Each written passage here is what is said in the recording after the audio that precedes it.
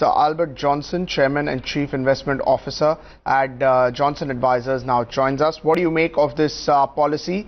Do you think it is one of the most important policies that we've seen since Janet Yellen monetary tightening in 2015?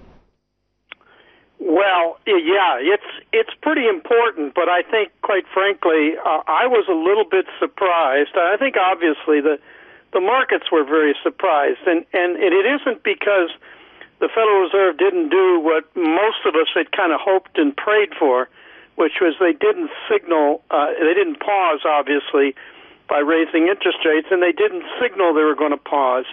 And I think that was, to some extent, a surprise. But I think, quite frankly, there's not really much change in the Federal Reserve's approach.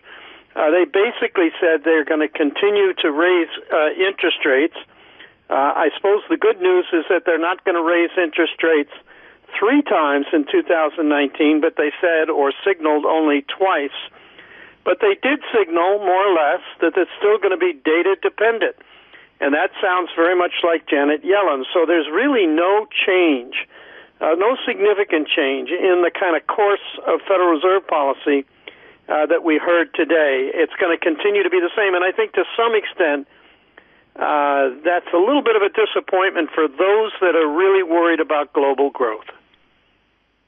Good morning, Hugh. This is Cheryl also joining in. Just wanted to know that Federal Reserve Chairman Jerome Powell also sounded quite cautious on the growth front. If you look at the way how they've projected the 2019 GDP growth forecast for the United States, they've cut their estimates on that front. And also he sounded quite cautious in his commentary on the global growth. So does it look like he's taking cognizance of the slowing global growth and the economy?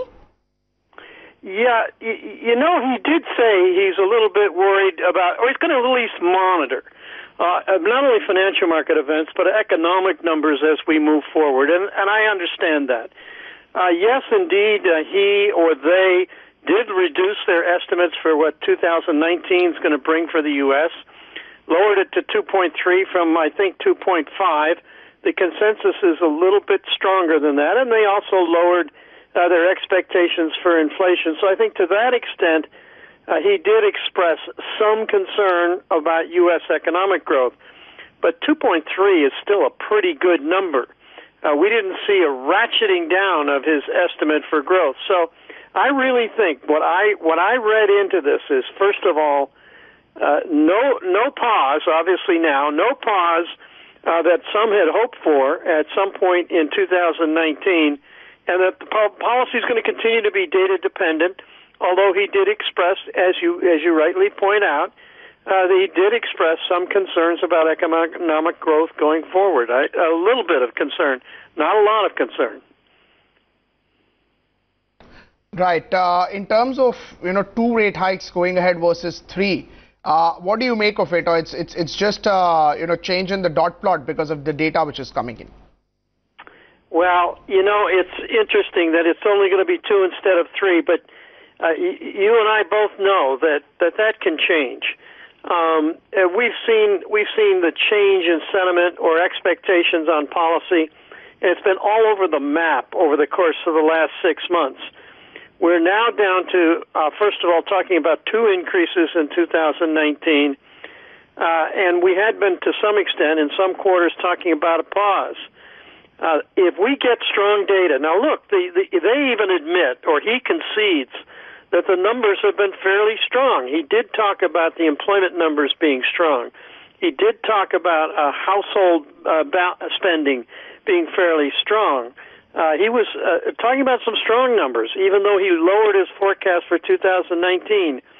If we get pretty strong numbers, or ongoing strong numbers for the fourth quarter, and also start to get them for the first quarter, the Federal Reserve, or you're going to see a lot of the comments made by Federal Reserve officials moving back towards maybe 3 increases in the federal funds rate in 2019. In other words, this is data dependent, and it could change, and nobody should be stuck with what we heard today.